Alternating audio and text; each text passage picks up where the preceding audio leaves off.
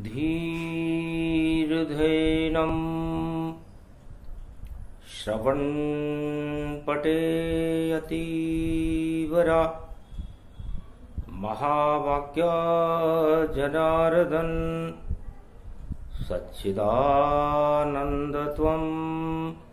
शरणं व्रजेश। यादवेन्द्रं दयादाता पुण्डरीक्षाशीर्षागरशयनं कमलनयनं नमस्तुते नमामि श्रीहरि। धैर्य से जिसको धारण किया जाता है, कर्णपटुओं से जिनका पान किया जाता है, ऐसे सच्चिदानंद भगवान श्री यादवेंद्र सरकार को मैं नित्य ही चिंतन करता हूं, नमन करता हूं। जिनको नमन करने से मंगलादि मंगल तो हो ही जाते हैं, साथ ही में बहुत बड़ा बल मिलता है मनुष्य। वाणी ब्रह्माणी करो वाणी पर नितवास, राम कथा वर्णन करूं पूर्ण कर्मा आस। श्रीमन नारायण नारायण नारायण, सत्यनारायण नारायण नारायण, लक्ष्मी नारायण नारायण नारायण। बुधवार एकादशी कलयुग में पड़ जाए, देव शयन कर जाएंगे। और देखो नारद मुस्काए, नारद घंटा ध्वनि तब कीनी, नारायण प्रसन्न कर लीनी। क्या रहस्य प्रभु हमें बताओ, और शयन करो तुम कहां पर जाओ। क्यों करते हो शयन और कहां जाते हो आप। और 4 महीने तक और किसका करते जाप, सियावर रामचंद्र शंकर हरि। दान करे धन नहीं घटे, और कह गए विष्णु भगवान। और फिर भी राजा बलि का कैसे घट गया दान। महाराज समझ में ही नहीं आया कि आप क्या क्या लीला कर देते हो। आपका शत्रु राजा बलि था नहीं, यज्ञ कर रहा था, अग्निदेव को प्रसन्न कर रहा था, शुक्राचार्य समृद्ध गुरु थे। फिर भी उसके यज्ञ को आपने क्यों भंग किया। क्या दान करना, शुभ कर्म करना अच्छी बात नहीं है। और यदि अच्छी बात है, क्योंकि चारों युग में सभी संत समागर हरि भजन, सब कहते एक बात, दान धर्म भक्ति करो हो जाए शुभम प्रभात। तो किसी ने भी मना नहीं किया। और आज देव शयनी एकादशी है। आपके शयन का गुप्त रहस्य और बलि के दान का परिणाम उल्टा कैसे हो गया, ये रहस्य जानना चाहूं। पद्मनाभ मुख से प्रगटाऊं। पद्मनाभ हो आप तो, और विष्णु रूप दिखाए। और कैसे उल्टा दान हो गया, हमको दो समझाए। तब विष्णु बोले भगवाना, सुनो नारद विष्णु का ज्ञाना। सतयुग का ये समय था और राजा बलि विख्यात दान पुण्य वह कर रहा, यज्ञ हवन होई जात। शुक्राचार्य समर्थ गुरु अश्वमेध कराए, पर इच्छा थोड़ी थी उसकी कि इंद्रलोक मिल जाए। कोई बात नहीं, आदमी कोई भी शुभ कर्म करता है तो कोई इच्छा तो रखता है, यहां तक भी सब ठीक था। पर दाम और घमंड संसार का पतन कर देते हैं नारद। और अब मैं तुझे वो ज्ञान समझा रहा हूं देवशयनी एकादशी पर कि आदमी चारों युगों में सब कुछ धन को ही मानता है, और इसलिए मानता है कि भगवान विष्णु की अर्धांगिनी भी धनी है, लक्ष्मी है। और वैकुंठ में लक्ष्मी के साथ भगवान विष्णु शांति से कैसे रहते हैं और सारे संसार का पालन कैसे करते हैं। और दानव और देवता इंद्रलोक और पाताल लोक में भी सब कुछ धर्म भक्ति वैराग्य करने के बाद भी अशांत क्यों है? तो उसका मुख्य कारण है अहंकार, उसका मुख्य कारण है लक्ष्मी की लालसा। बस यही पतन का कारण है। हर युग में ऐसा होता है, जब लक्ष्मी जिसको मिलती है तो अहंकार बढ़ जाता है। अहंकार बढ़ जाए तो लक्ष्मी नहीं रह पास, और अहंकार और लक्ष्मी का हो जाता है नाश। सियावर रामचंद्र शंकर हरिओम। तो ये प्रसंग विष्णु सुनावा, सतयुग राजा बलि प्रगटावा। यज्ञ हवन सब कर रहा सब शुभ काम, पर अहम भरा था नृपति, और इस कारण कोप किया भगवान। बस भगवान तो उसका परीक्षण करने गए थे, क्योंकि उसने चुनौती दी थी कि हमारी परीक्षा करो। हम खुद नहीं गए कि कोई भी यज्ञ स्थल पर आए मैं उसकी इच्छा पूरी कर दूंगा। भगवान बन गया धरती पर और सब कुछ पूरा कर दूंगा। तो हानि लाभ जीवन मरण यश अपयश विधि हाथ, और 6 विशेष अधिकार तो नारायण के हाथ की। तो नारायण के हाथ में होते हैं। लेकिन शुक्राचार्य ने कहा जब तुम्हारी परीक्षा के बीच में ही तुम्हें मिल जाएंगे ये, और तुम दे सकते हो। बस ये बात बुरी लगी नारायण को, इस कारण परीक्षा पहुंच गए और दान मांग लिया 3 कदम, और सारे दाम ही लूट लिए। 3 कदम में नप गया देखो पूरा त्रिलोक। शरणागत राजा बलि और रानी, और दानव हो गया शोक। पूरे दानवतावाद में शोक मच गया, क्योंकि भगवान ने 3 कदम में सब कुछ नाप लिया। तो सारे दाम वहां नप गए। अहम नपा तत्काल, शुक्राचार्य की आंख फूट गई। बलि गया पाताल, सियावर रामचंद्र शंकर हरिओम। इस तरह बलि पाताल में चला गया। इसलिए हे संसार के राजाओं, चाहे आप किसी भी युग में रहो, चाहे सतयुग हो, चाहे द्वापर हो, चाहे त्रेता हो या कलयुग हो, सत्ता मिलते ही और लक्ष्मी मिलते ही और जय जयकार होते ही आदमी को अहंकार आ जाता है। चाहे वो तिनका हो या सम्राट हो। सत्ता का सिंहासन, इंद्रलोक का सिंहासन, उसकी चमक ही अलग होती है, और वह उस चमक दमक में अपने आप की सुध बुध भूल जाता है और उसका पतन हो जाता है। तो कलयुग में तो राजा फिर भी शुभ काम नहीं करते, लेकिन राजा बलि बड़ा सच्चा सत्यवादी राजा था और उसका यज्ञ सफल हो गया, क्योंकि दान पूरा हो गया। अब मांगा उसने वरदान, महाराज मुझे छल लिया आपने, अब मैं ताज करूं बनवास, आपका भी ताज भंग करूंगा।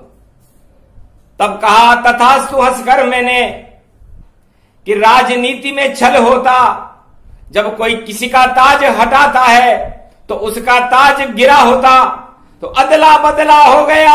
मैंने छीना इंद्रलोक का ताज, उसने बैकुंठ का ताज छीन लिया मेरा और मैं बन गया चौकीदार। उसने कहा महाराज कोई बात नहीं, मैं परीक्षा में उत्तीर्ण तो नहीं हुआ लेकिन इस योग्य तो रहा कि आपको दान देने की मैंने में क्षमता और शक्ति तो मैंने प्रकट की, क्योंकि नारायण को कोई दान दे सकता है क्या। और मैंने अपनी स्त्री और मैं दोनों, मेरी आत्मा ही हमने आपको दान कर दी, तो आप तो परमात्मा हो, अब आप जहां चाहोगे वहां रहेंगे और आप भी हमारे साथ ही रहना, क्योंकि आपने समझा मुझे पाताल के योग्य, तो पाताल हंस के मैं जाऊंगा, पर बैकुंठ का ताज हटाऊं निश्चित तुमको चौकीदार बनाऊंगा। तो चौकीदार बन गया नारद में, पूरा हो गया दान। राजा बलि की शक्ति तो देखो बहुत महान, बड़ा महान राजा था, लेकिन उसके अहंकार ने, उसकी धन की क्षमता ने उसको अहंकारी बना दिया और उस अहंकार के कारण पाताल में गया। तो जो भी राजा अहंकार करता है लक्ष्मी को प्राप्त करके, उसको पाताल में जाना पड़ता है। तो ये शिक्षा मैंने, चूंकि मैं त्रिलोक का राजा हूं और मैं कभी बदलता नहीं हूं, तो गांठ बांध ली मैंने भी और ले लिया मैंने दान, और दान लेके मैं बन गया चौकीदार और ले लिया मैंने ज्ञान। मैंने भी ज्ञान लिया कि मैं भी राजा हूं और लक्ष्मी मेरे पास रहती है और मैं बैकुंठ का राजा हूं और सारे ब्रह्मांड पूरा त्रिलोक का संचालन करता हूं। तो मुझे भी प्रयास करना चाहिए कि मेरे अहंकार को मैं बार बार धोऊं। तो 4 महीने अहंकार को मैं भी करता साफ और चौकीदार बन के खड़ा रहता हूं पाताल में, और ये राजा बलि का श्राप। तो राजा बलि ने तो मुझसे वरदान मांगा और वो वरदान श्राप जैसा था कि तुम बैकुंठ का ताज छोड़ो। और मुझे बड़ी खुशी हुई कि मेरे सारे अहंकार को राजा बलि ने दान में ले लिया, और मेरा चूंकि राक्षसों में ज्यादा अहंकार होता है, तो 4 महीने अहंकार को मैं भी हटाने जाता हूं। लोग सोचते हैं मैं सो गया, लेकिन मैं जाग वहां जाता हूं।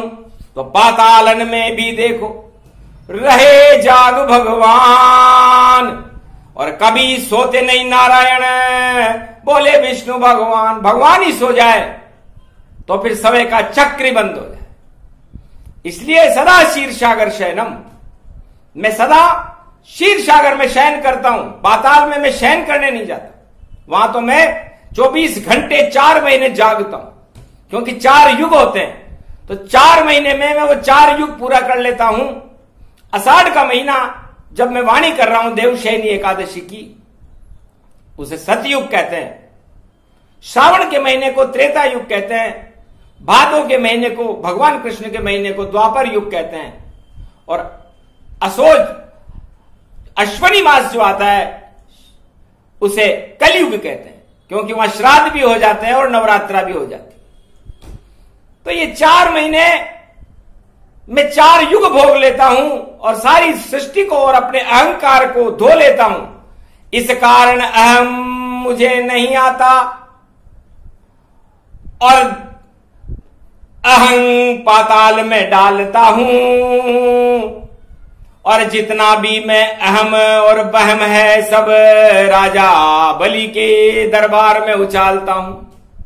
तो अहम मेरा पाताल में और रूप है मेरा विशाल। नारद घंटा ध्वनि करे आंखों देखा हाल, सिया भर रामचंद्र शंकर हरि। तो भगवान विष्णु ने कहा नारद चलो आपको कुछ ज्ञान कराते हैं कि भगवान सदा क्षीर सागर शयनम पद्मनाभ भगवान कहां जाते हैं और कैसे जाते हैं। तो हर मनुष्य नारायण का ही स्वरूप है, और जो नाभि होती है, ना का मतलब नारायण से है और भी का मतलब उसके भीतर। तो मैं नाभि कमल के अंदर कर जाता हूं प्रवेश, 4 माह नाभि के भीतर और नहीं रहूं मैं शेष। तो मैं शेष शैया छोड़ करके नाभि में प्रवेश कर जाता हूं। तो नाभि कीचड़ जानिए और कीचड़ कमल खिलाए, और पातालन में विष्णु गए तो ऊपर कमल खिल जाए। तो उस कीचड़ में कमल खिलता है 4 महीने के लिए, और उस कमल के ऊपर ब्रह्मा और शिव विराजमान रहते हैं। तो जब सोते हैं नारायण नाभि में तो ब्रह्म तेज प्रगटाता है, और शिव की भक्ति होती है वह चतुर्मास कहलाता है। तो अंधकार पाताल है, नाभि अंध है जान, और बाहर नाभि कमल में बैठे ब्रह्मा शिव भगवान। तो श्रवण भक्ति होने लगी और हो गया श्रावण मास, 4 मास कमल पर और बैठे ब्रह्म शिव प्रकाश, ब्रह्मा और शिव। तो 4 महीने जब बरसात होती है तो आदमी के अंदर काम वासनाओं की तरंगें उठने लगती है, और नारायण को काम वासना से नहीं, उसे तो राम वासना से काम है। नारायण की वासना नहीं लक्ष्मी का रूप, क्षीर सागर में शयन करे वह देखो शांति स्वरूप। तो 4 महीने जागृत रहता हूं मैं नाभि में, जैसे गर्भ में बच्चा 9 महीने तक जागृत रहता है, और जब उसकी नाभि कटती है तो बालक बाहर आ जाता है। उसी तरह मैं भी नाभि में जाकर शयन करता हूं, खड़ा रहता हूं। चैतन्य अवस्था है मेरी, और जागृत रूप बनाता हूं, और सारे त्रिलोक की सुनता रहता, पर किसी को दिखा नहीं पाता हूं, कोई मुझे देख नहीं पाता।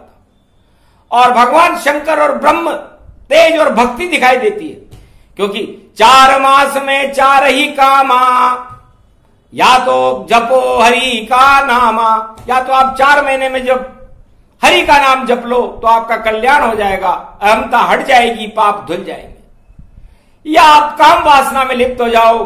कामदेव की है तरंग ये बरखा रानी जान, इंद्रलोक का भोग है जिसे भोगे सब इंसान। तो सारे इंसान, कोई जंगल में जा रहा है, कोई कहां जा रहा है, कोई काम वासना में लिप्त है। तो जो भोग कर रहा है वो भोग में लिप्त है, और जो भगवान को जप रहा है वो भगवान में लिप्त है। तो ये चतुर्मासा बड़ा महत्वपूर्ण है।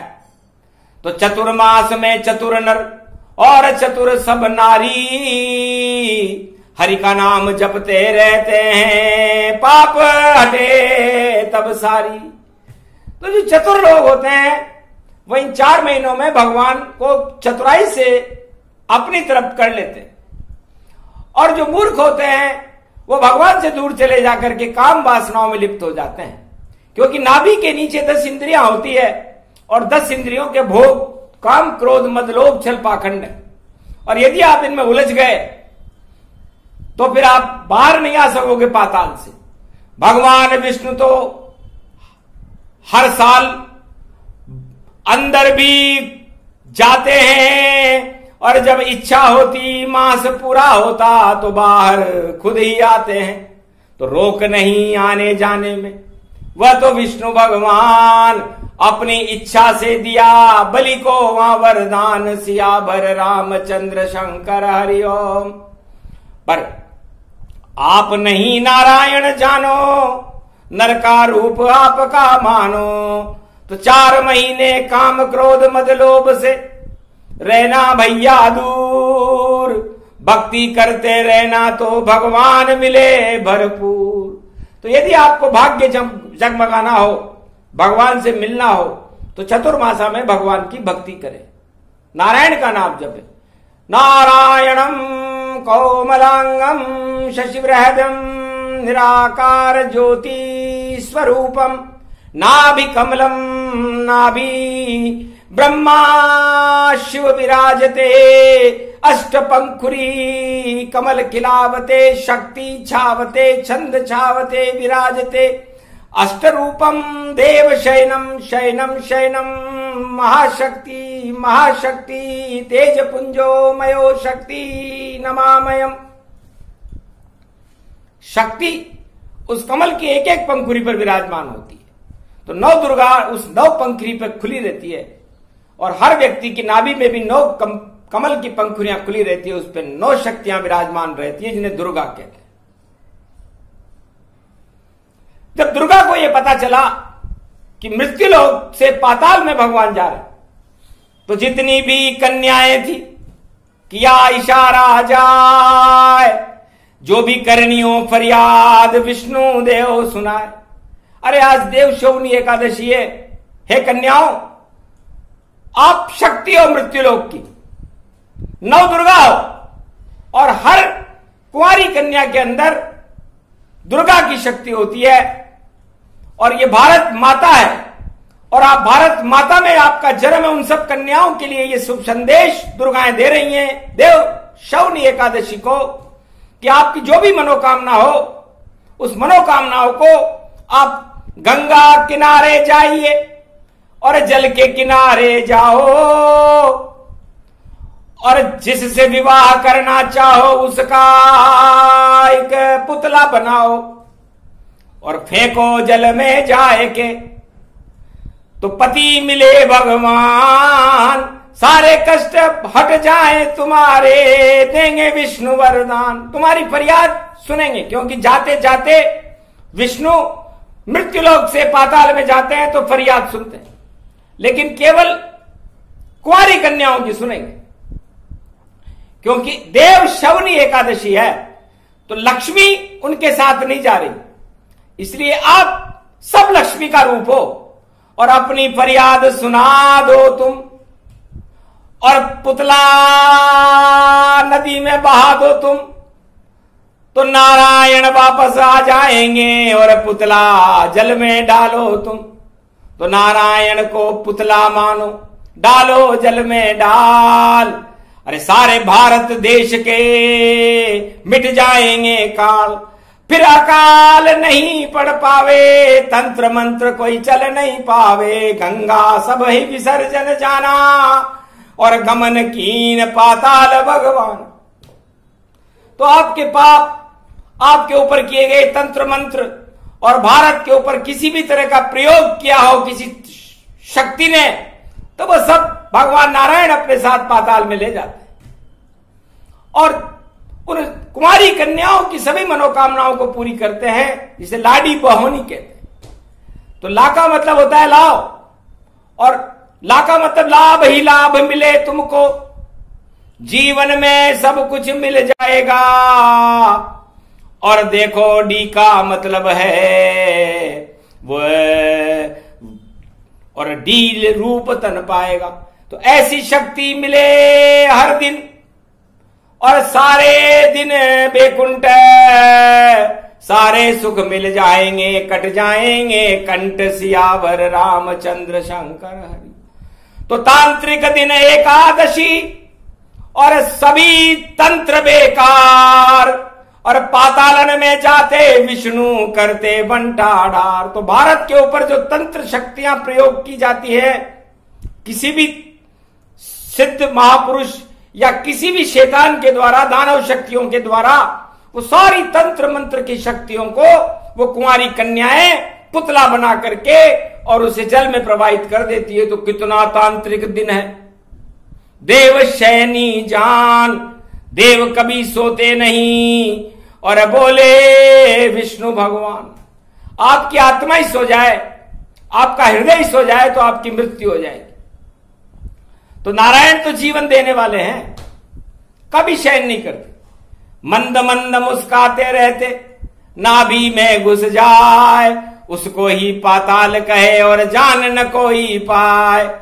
तो राजा बलि शरीर का बल, और इस बल को तोलने जाते हैं, और 10 इंद्रियों के बल को तोल कर और साफ उन्हें कर जाते हैं। तो 4 महीने भक्ति करे तो सारा बल दे निकाल, काम क्रोध मद लोभ और टाले सब वह काल। तो आपके पंच तत्व के शरीर में जो बल है वो राजा बलि है, और उसके अंदर नारायण प्रवेश करने वाले हैं थोड़ी देर बाद, और वो प्रवेश करके आपकी 10 इंद्रियों के काम क्रोध मद लोभ को 4 महीने तक साफ करेंगे, आपकी हर पापों को माफ करेंगे और आपको भक्ति करवा करके और आपके अंदर आत्मा में नारायण अपना प्रकाश करेंगे। तो बोलो कौन नहीं चाहता कि भगवान नारायण मेरे दरवाजे पर खड़े हैं? तो अपनी आत्मा के दरवाजे पर नारायण को 4 महीने तक खड़ा रखो और प्रार्थना करो कि नारायण हमारे काम क्रोध मद लोभ जो इंद्रियों में भरे हुए हैं, हमारे पाप भरे हुए, इन पापों को हटा दो। तो यही करते हैं काम नारायण। कभी नहीं वह सोए और पाप तुम्हारे धोने आया, 4 महीने धोवे। तो धोबी बनकर आते हैं नारायण भगवान, करे धुलाई पंच तत्व की जिसको बाली मान। तो ये बल, राजा बलि आपके शरीर पंच तत्व का बल है, उस बल को नारायण बलि कर देते हैं यदि आप उसमें भगवान को समाहित कर।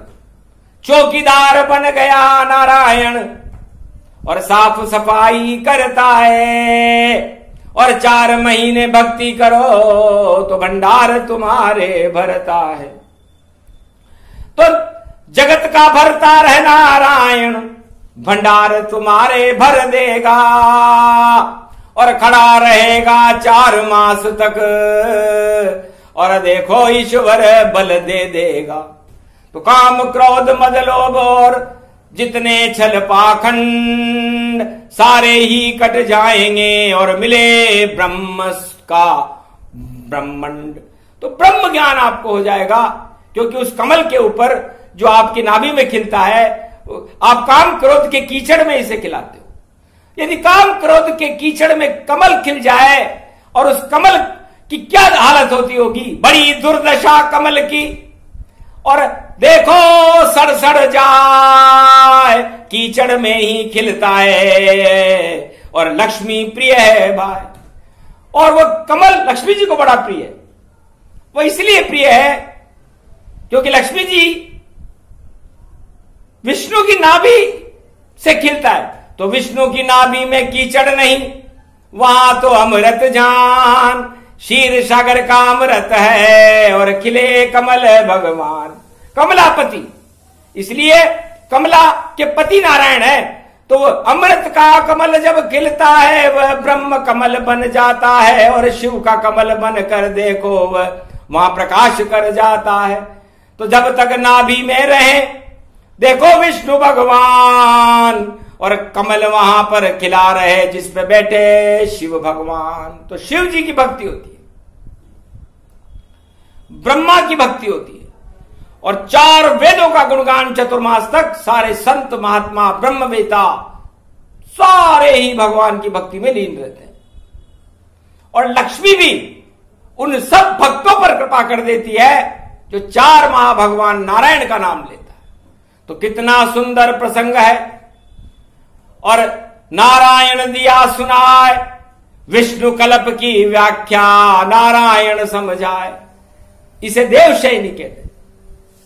तो आप की आत्मा की परिक्रमा करने नारायण द्वारपाल बनकर आते हैं। तो 12 एकादशी आती है, एकादशी के स्वामी नारायण है। और एकादशी को उपवास इसलिए करते हैं कि आत्मा कोई भोग लेती नहीं है, तो परमात्मा भी कोई भोग नहीं लेते। वो तो आपको भोगों से दूर करने के लिए आते हैं कि आप भी भोगों से 4 महीने तो दूर रहो, 8 महीने कर लेना। तो जो 4 महीने भगवान की भक्ति के पास रहता है, भोग काम क्रोध मद लोभ छल पाखंड से दूर रहता है, भगवान और मां लक्ष्मी उस पर कृपा कर देते। तो ये कोरोना काल है और यहां पर अर्थ चक्र बिगड़ा हुआ है, और लोग ताजों के लिए झूम रहे हैं, जीवन के लिए झूम रहे हैं, अर्थव्यवस्था खराब हो चुकी है। तो लक्ष्मी और विष्णु की कृपा जरूरी है। इसीलिए सुनाया नारद ये कल्प, और विष्णु लक्ष्मी बरसाएंगे, अगर 4 मास भक्ति कर ली भारत वालों तो आनंद तुम्हें आ जाएंगे। इस कारण नारद के दिया कलयुग में ज्ञान। अरे गौर करना विष्णु की बातों पर तो हो जाए कल्याण। इसलिए कोई राजा आपका कल्याण नहीं कर सकेगा, आपका परिवार आपका कल्याण नहीं कर सकेगा, कोई अधिकारी आपका कल्याण नहीं कर सकेगा। आपका कल्याण आपको स्वयं करना है और नारायण आपके दरवाजे पर आपकी आत्मा में खड़ा रहेगा। सारे शुभ काम करना, काम क्रोध मद लोभ से दूर रहना और 4 मास तक भगवान शंकर भगवान कृष्ण ब्रह्मा विष्णु महेश तीनों जगत गुरुओं की भक्ति करना। जो 5 जुलाई गुरु पूर्णिमा से प्रारंभ कर देना और रक्षाबंधन तक करना है, तो बंधन रक्षा का बंध जाए, वंदन नारायण करना है, तो अमृत फिर मिल जाएगा और वंदन सब हो जाए, क्रंदन सब हट जाएंगे, भारत गए मुस्कान, भारत में मुस्कान वापस आ जाएगी। क्योंकि भगवान नारायण जहां जाते हैं वहां प्रकाश हो जाता है। तो इस समय सारा भारत पाताल बना हुआ है, शोकाकुले पूरा विश्व पाताल बना हुआ है, अंधकार फैला हुआ है मृत्युलोक में। और नारायण थोड़ी देर बाद बुधवार है, बुद्धि के साथ प्रवेश कर रहे हैं पाताल में, और पाताल में प्रवेश करते ही नारायण का प्रकाश हो जाएगा, तो फिर अंधकार रहेगा कहां। तो रग रग में हो प्रकाश। और देखो परिक्रमा जान, एकादशी से पूर्णिमा परिक्रमा करे भगवान। गोवर्धन की परिक्रमा इसी को कहते हैं। अब वो भी बंद है कलयुग में, तो आप अपने घर में तुलसी जी का एक पौधा लेकर के उसके ऊपर कागज से पेन से लिख लो, त्वम शरणम ब्रजेश, या लिख लो श्री कृष्ण शरणम मम, या लिख लो ओम नमो भगवते वासुदेवाय, जो भी अच्छा लगे लिख लो। और उस लिखी हुई कागज को तुलसी के पौधे में लगाकर उस तुलसी के पौधे की 5 परिक्रमा कर लो, तो गोवर्धन परिक्रमा होएगी और मिल जाए भगवान। वही फल आपको घर बैठे देंगे नारायण भगवान। तो बड़ी महत्वपूर्ण है गोवर्धन परिक्रमा। मुड़िया पूर्णिमा 5 तारीख को पड़ेगी, लेकिन वहां पर कोई देखने वाला नहीं है, ताले बंद मिलेंगे। पंचमासा है ये, इस बार चतुर्मासा नहीं है, पंचमासा है। 5 महीने का विश्राम भगवान नारायण 21वीं सदी आने से पहले कर रहे हैं। तो पूरे संसार के पंच तत्व की हर नर और नारी की सफाई करेंगे। तो सोचो कैसी सफाई होएगी। और पाप नहीं करे माफ, जो भी पाप करे धरती पर हो जाएगा साफ। सियावर रामचंद्र शंकर हरिओम। इस कारण भैया पुण्य करो और भगवान सदा जपते रहना। जब 5 मास पूरे हो तो पुरुषोत्तम भोग करते रहना। 5 महीने में आएगा फिर पुरुषोत्तम मास और नारायण आ जाएगा फिर भारत के पास। सियावर रामचंद्र शंकर हरिओम। तो हिरण्याकुश को मारने के लिए ये 13वां महीना बनाया है। तो कोरोना भी हट जाएगा, ये सब विष्णु की माया है। ये संदेश पद्मनाभ और सबको दिया सुनाए। और केरल में वह शयन करे जो नाम पदम गति पाए। सागर के तट पर भारत में केरल में पद्मनाभ मंदिर है, तिरुवनंतपुरम में। वहां शयन करते विष्णु और भरे हुए भंडार। कोई खोल सकता नहीं उनको, ऐसा उनका द्वार। तो द्वार आपकी आत्मा, इसे खोल सके नहीं कोई। इसको बनाते हैं विष्णु, इसके अंदर होए। तो भगवान विष्णु इस आत्मा को बनाते हैं और भगवान विष्णु इस आत्मा को खोलते हैं और भगवान विष्णु इसके चौकीदार रहते हैं। और भगवान विष्णु की नाभि से इस आत्मा का जन्म होता है, मां के गर्भ से होता है। इसलिए शक्ति, लक्ष्मी और नारायण मिलकर के सारी सृष्टि की रचना करते हैं। और वो रचना बड़ी दिव्य है। तो उस रचना को रचने के लिए जानबूझकर भगवान पाताल में जा रहे हैं और भक्ति और ब्रह्म का प्रकाश भारत में फैला रहे। तो ये प्रसंग पूरा हुआ।